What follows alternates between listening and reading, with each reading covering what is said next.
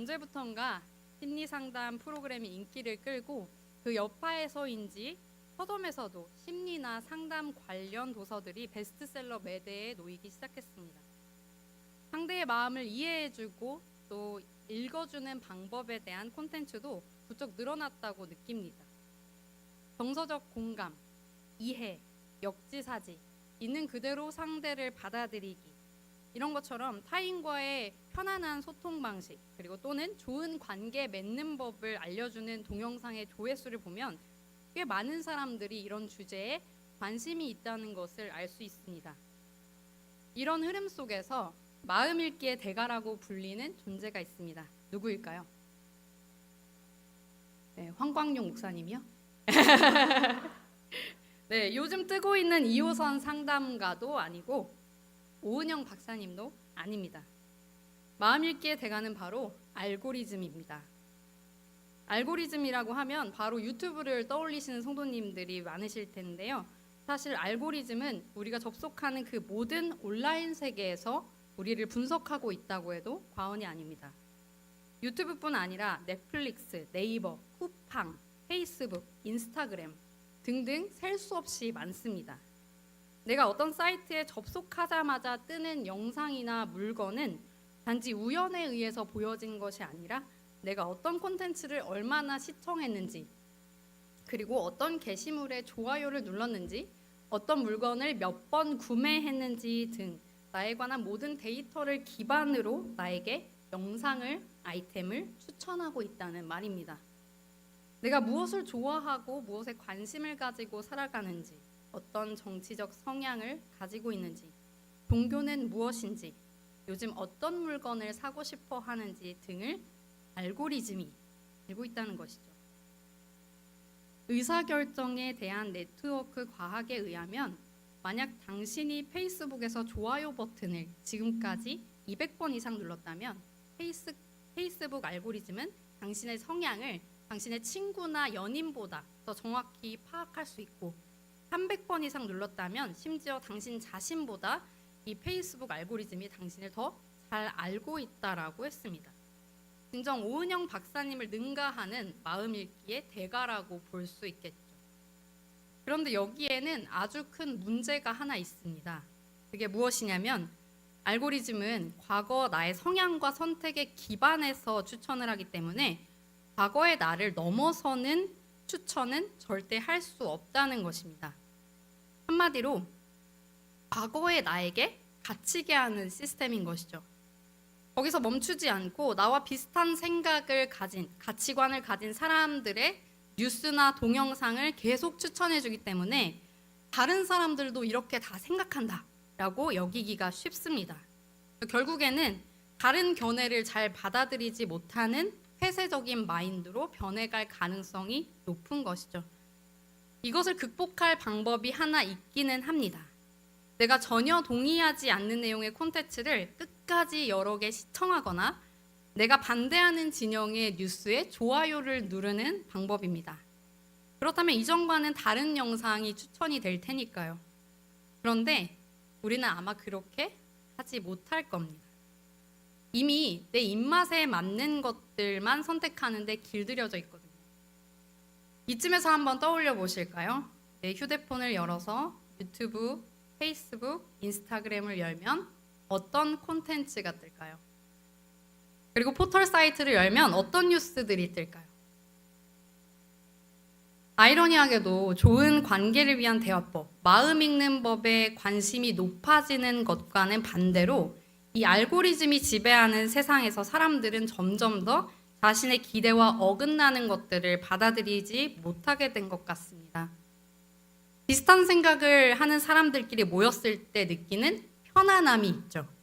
내가 틀리지 않았다는 안도감과 자신감, 그리고 더 나아가서는 이것이 상대편, 나와 다른 생각을 하는 사람들을 공격하고 비난하는 왜곡된 확신에까지 이르기도 합니다. 지금 한국 사회가 겪고 있는 갈등이 거의 그런 것이죠. 그런 집단 속에서 필요가 없어지는 것이 하나 있습니다. 그것은 바로 질문입니다. 이미 답이 정해져 있고 생각하는 것이 똑같기 때문에 자신을 향해서 혹은 내가 속한 공동체를 향해서 물어보거나 확인할 필요가 없어지고 왜, 어째서, 무엇을 위해서와 같은 근원적인 질문이 필요가 없어지는 것이죠. 그런데 오늘 본문에서 아주 중요한, 어쩌면 조금은 민망한 질문이 등장합니다. 바로 세례 요한의 질문입니다. 감옥에 갇혀있던 세례 요한은 제자 둘을 보내어서 예수님께 이렇게 질문합니다.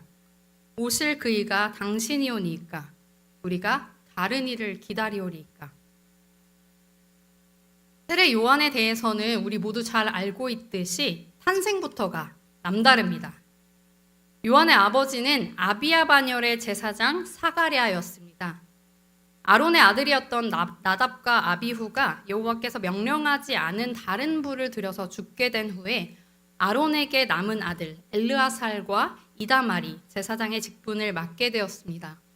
그 이후로 엘르아살과 이다말의 자손 중에서 제비를 뽑아서 제사장의 직무를 맡게 하였는데 이때 8번째로 뽑혔던 후손이 아비야입니다.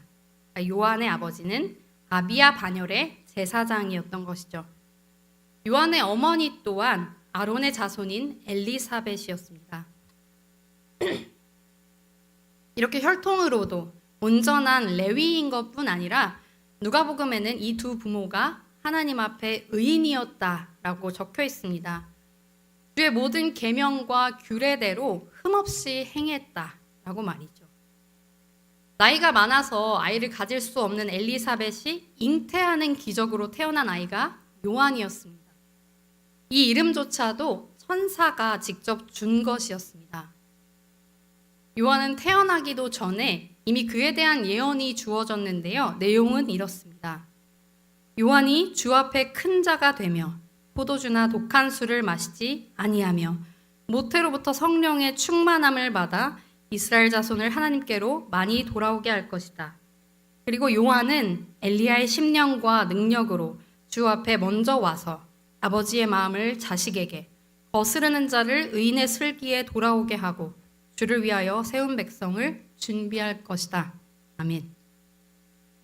모태 신앙 정도가 아니라 모태 성령 충만입니다. 이스라엘 최고의 예언자로 꼽히는 엘리야의 심령과 능력을 갖춘 아이라니, 요한은 이렇게 태어나기도 전에 엄청난 사명을 받은 사람이었습니다. 그리고 그 아버지는 이 아들이 태어나자 이렇게 예언합니다. 내가 지극히 높으신 이의 선지자라 일컬음을 받고 주 앞에 앞서가서 그 길을 준비하여 주의 백성에게 그 죄사함으로 말미암는 구원을 알게 할 것이다. 그리고 이러한 예언들처럼 요한은 주 앞에 먼저 온 자, 주 앞에 앞서가서 그 길을 준비하는 자로 자라났습니다. 요한은 말라기 선지자 이후에 하나님의 묵시가 없었던 침묵의 400년을 깨뜨린 광야의 소리였습니다. 광야에서 낙타 털옷을 입고 메뚜기와 야생 꿀을 먹으며 살았습니다. 말 그대로 야인처럼 타협 없는 회개를 촉구했습니다.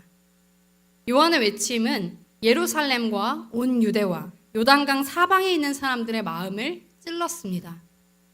많은 사람이 자기 죄를 자복하고 요단강으로 나와서 요한에게 회개의 세례를 받았습니다. 요한은 그 회개의 세례를 주는 것에 멈추지 않고 그에 합당한 열매를 맺으라고 했습니다. 세리에게는 부과된 것 외에는 거두지 말아라. 또 군인에게는 강탈하지 말고 거짓 고발하지 말고 받는 급료에 만족하라고 윤리적이고 구체적인 삶의 지침을 준 사람이었습니다. 그러나 그와 동시에 요한은 자신에게 나아오는 무리가 아무리 구름대같이 많아도 자신은 예비하는 자, 준비하는 자에 불과하다는 것을 명확히 알고 있었습니다. 제사장들과 레위인들이 당신이 누구냐, 내가 누구냐라고 물었을 때 요한은 나는 그리스도도 엘리야도 그 선지자도 아니다. 나는 이사야의 말처럼 주의 길을 곧게 하라고 광야에서 외치는 자의 소리다 라고 자기를 소개했습니다. 그리고 자기 뒤에 오실 그분의 신발끈을 푸는 일조차 감당할 수 없다고 이야기했을 정도로 자신이 누구인지, 자신이 해야 할 일이 무엇인지, 자신의 위치가 어디인지 명확히 알고 있었습니다. 그런 요한이 드디어 자기 뒤에 오실 그분, 온 이스라엘이 오랫동안 기다렸던 그분을 만나게 되었습니다. 요한은 한눈에 예수님을 알아보았습니다.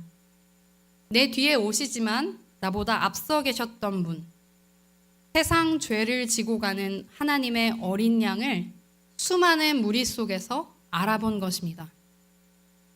이분은 자신이 베푸는 회개의 세례를 받을 필요가 없는 분이며 오히려 자신이 이분에게 세례를 받아야 한다고 느꼈기에 요한은 세례를 베풀어 달라는 예수님의 요청을 거절하려고 했지만 이렇게 하여 모든 의를 이루는 것이 합당한 것이라는 예수님의 말씀에 순종하여 요단강에서 예수님께 세례를 베풀었습니다. 그때 요한은 하늘이 열리고 하나님의 성령이 예수님 위에 임하는 것을 보았습니다. 이는 내 사랑하는 아들이요 내 기뻐하는 자라는 하나님의 음성도 들었습니다. 아마 요한의 일생 중에 가장 벅차오르는 순간이 아닐까 싶습니다. 요한의 사명과 요한의 존재 이유가 모두 메시아이신 이 하나님의 아들을 향하고 있었기 때문입니다. 요한의 세례를 기점으로 그렇게 기다렸던 메시아의 시대가 도래했으며 그분만을 가리키는 나침반 같던 자기 삶이 틀리지 않았음을 두 눈과 귀로 확증하는 순간이었기 때문입니다. 그런데 그 요한이 감옥에서 자기 제자를 보내어 예수님께 묻습니다. 오실 그이가 당신이오니까 우리가 다른 이를 기다리오리이까. 어째서 이런 질문을 하게 되었을까요? 황홀했던 요단강에서의 경험과 요한의 확신은 다 어디로 간 것일까요? 우리는 요한의 거침없는 표현에서 힌트를 얻을 수 있습니다. 요한은 바리새인과 사두개인이 요단강 세례터로 나오는 것을 보고 이렇게 말합니다. 독사의 자식들아, 누가 너희에게 임박한 진노를 피하라고 하더냐? 이미 도끼가 나무 뿌리에 놓였으니 좋은 열매를 맺지 않는 나무마다 이 도끼에 찍혀 불에 던져질 것이다. 내 뒤에 오실 분은 손에 키를 들고 알곡은 곡간에 쭉정이는 꺼지지 않는 불에 태우실 것이다. 요한의 선포에는 진노와 심판의 날이 곧 다가온다는 긴박함이 있습니다. 요한이 회개의 세례를 베풀며 외쳤던 메시지 속에는 메시아를 통해 이루어질 시대의 종말, 악한 자에게는 심판을, 포로된 자에게 자유가 주어지는 그날이 이제 머지않아 올 것이라는 기대가 있었다는 것입니다. 자신의 온 삶을 그 기대와 기다림으로 채웠던 요한은 자신의 제자였던 이들에게도 예수님이 누구신지를 밝히 말하고 이 제자들이 예수님을 따라 나서는 것을 말리지 않았습니다. 그런데 문제는 시간이 지나도 별일이 일어나지 않았다는 것입니다. 분명 요단강에서 예수님을 알아보았고 예수님께서 세례를 받으실 때 하늘이 열리며 성령이 임했고 하나님의 음성도 들렸는데 그분이 오신 이후에도 아무 일이 일어나지 않습니다. 아니 정확하게 말하자면 세례 요한이 기대했던 그리고 예상했던 일들은 일어나지 않았습니다. 종종 예수님이 베푸신 이적에 관한 소문을 듣기는 했으나 요한이 기대했던 그 임박한 종말, 공의로 모든 악을 심판하시는 날은 쉽게 오지 않았습니다. 이사야가 예언한 메시아의 나라, 이리가 어린 양과 함께 살며 젖 먹는 아이가 독사의 굴에 손을 넣는 해함도 상함도 없는 나라. 여호와를 아는 지식이 세상에 충만한 날들은 메시아가 이 땅에 오셨음에도 요한이 생각한 만큼 빨리 오지 않았습니다. 감옥에 갇혀있던 요한에게 감옥보다 더 갑갑한 혼란이 찾아왔습니다. 오실 그이가 당신이 오니이까 우리가 다른 이를 기다리오리이까? 라는 이 요한의 질문은 시간이 지날수록 자신의 기대와 확신에 찬 예상이 빗나갔다는 혼란, 그리고 그 생각의 끝에 이분이 정말 그 메시아가 맞는지 의심하게 된 솔직한 심정이 담겨 있습니다. 그렇다면 예수님은 요한의 질문에 어떻게 반응하셨을까요? 우리 다 같이 4절부터 6절까지의 말씀을 함께 읽겠습니다. 예수께서 대답하여 이르시되 너희가 가서 듣고 보는 것을 요한에게 알리되 맹인이 보며 못 걷는 사람이 걸으며 나병 환자가 깨끗함을 받으며 못 듣는 자가 들으며 죽은 자가 살아나며 가난한 자에게 복음이 전파된다 하라. 누구든지 나로 말미암아 실족하지 아니하는 자는 복이 있도다 하시니라. 아멘. 예수님은 이사야가 말했던 메시아의 예언이 성취되고 있음을 요한에게 알리라고 하셨습니다. 무슨 의미일까요? 요한이 예상했던 순서나 때, 그리고 메시아의 모습과 들어맞는 것이 별로 없다 할지라도 하나님의 시간표대로, 그리고 하나님의 방식대로 하나님께서는 신실하게 약속을 지키고 계시다는 이야기를 전한 것입니다. 그리고 오실 그이, 그러니까 요한이 온 삶으로 기다리고 준비했던 그 메시아가 바로 나라고 대답하신 것입니다. 이것이 요한이 겪는 혼란에 충분한 대답이 되었을까요? 가만히 생각해 보면 우리 신앙에도 일종의 알고리즘 같은 것이 작동합니다. 과거에 경험한 하나님, 과거의 교회 공동체가 겪어낸 일들, 그리고 내가 너무 힘들고 앞이 보이지 않을 때 받았던 하나님의 응답과 놀라운 기적들, 그리고 내 기대보다 차고 넘치게 주어졌던 은혜, 그것들을 통해서 내가 알고 있는 하나님의 성품이 있고 옳다고 여겨지는 공동체 생활이 있고 진리로 믿고 따르는 말씀들이 있습니다. 과거의 데이터대로 무엇인가를 계속 추천하는 알고리즘처럼 과거의 일들을 데이터 삼아 지금 내 삶에 일어나는 일들을 해석하거나 앞으로 일어날 일들에 하나님이 어떻게 대답해 주실지 기대하고 예상하기도 합니다. 그래서 어쩌면 우리의 신앙은 조금 편해졌을지도 모르겠습니다. 이런 흐름이 틀린 것은 아니지만 어떤 분들에게는 역동성과 진정성을 잃었다고 표현될 수도 있겠습니다. 지금 하나님께서 나에게 말씀하시는 것이 무엇인지보다 어쩌면 과거 신앙 역사가 교훈해 주는 대로 신앙 공동체가 공유하고 있는 그 경계선에서 이탈하지 않는 만큼만 교회의 크고 작은 모임, 예배에 참석하는 것으로도 내 신앙에는 별다른 무리가 없기 때문입니다. 그런데 별안간 요한이 겪은 것처럼 오히려 요한이 예수님을 만난 후에 겪은 혼란처럼 내가 믿어왔던 것, 내가 예상했던 것, 내가 내 온 삶을 통해 외치고 기다렸던 것과는 다른 예수님을 만나게 된다면 성도님들은 어떻게 반응하시겠습니까? 내 신앙 알고리즘에는 들어있지 않은 하나님의 방식, 내 기대와는 어긋나는 예수님의 시간표를 맞닥뜨리게 된다면 어떻게 반응하시겠습니까? 진리와 기독교를 수호하려고 했던 나의 말과 행동이 진리와는 상관이 없는 것이었다 말씀하시면 어떻게 반응하시겠습니까? 내게 익숙했던, 내가 믿어 의심치 않았던, 내가 기대했던 하나님이 아니라 아주 다른 얼굴의 새로운 하나님을 만나게 된다면 어떨 것 같으세요? 혼란과 의심 속에서 요한처럼 내가 여태 알아왔던 분이 당신이 맞으시냐고 솔직하게 물으실 수 있으시겠습니까? 개혁된 교회는 항상 개혁되어야 한다. 종교개혁자 칼빈이 인용하여서 유명해진 말입니다. 개혁된 그 상태에 머물러 있는 것이 아니라 계속 개혁을 거듭해야 한다는 뜻입니다. 그리고 종교개혁 시대를 지나오면서 우리는 이 교회가 조직이나 건물이 아니라 믿는 자 한 사람을 의미한다는 것을 알게 되었습니다. 개혁된 교회는 항상 개혁되어야 한다. 네, 너무 멋진 말이지만 현실에서의 개혁은 반드시 혼란을 동반합니다.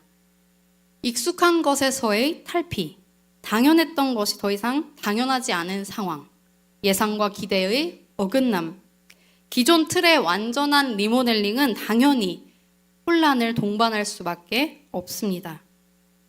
그런데 우리 신앙에 그런 혼란이 찾아온다면 그것은 하나님의 큰 은혜입니다. 우리는 신앙에 균열이 생기고 혼란이 찾아오는 것을 실족이라고 여기는 경향이 있는 것 같습니다. 그러나 곰곰이 생각하면 아무런 균열도 아무런 변화도 없는 신앙 그 자체가 실족일 수도 있겠습니다. 오히려 그런 혼란과 균열은 하나님께서 우리에게 주신 기회이자 큰 은혜입니다. 우리 믿음의 민낯을 볼 수 있는 기회이고 타성에 젖은 나의 신앙을 조금씩 깨뜨리시는 하나님의 큰 은혜인 것이죠. 그때 우리가 할 수 있는 것은 단 하나, 하나님 앞에 가까이 나아가고 솔직하게 서는 것입니다. 대단한 미사 여구는 필요치 않은 순간입니다.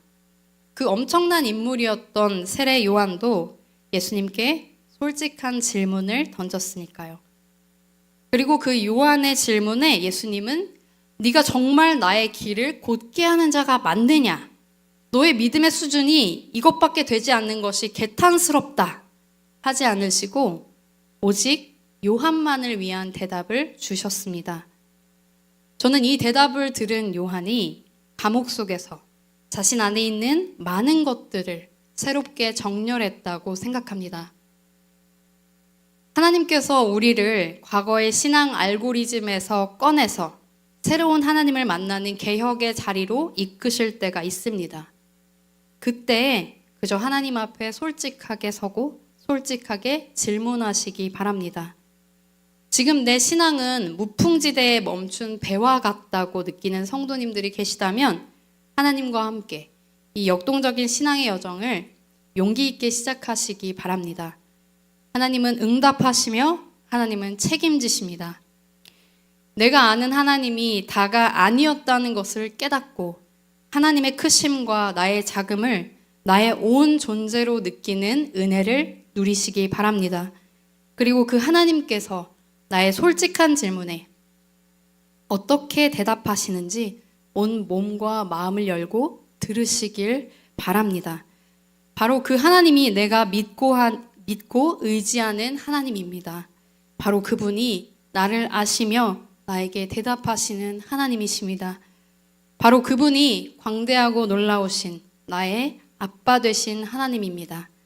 그러한 개혁의 은혜가 우리가 듣고 읽는 그 모든 말씀이 현실이 되게 합니다.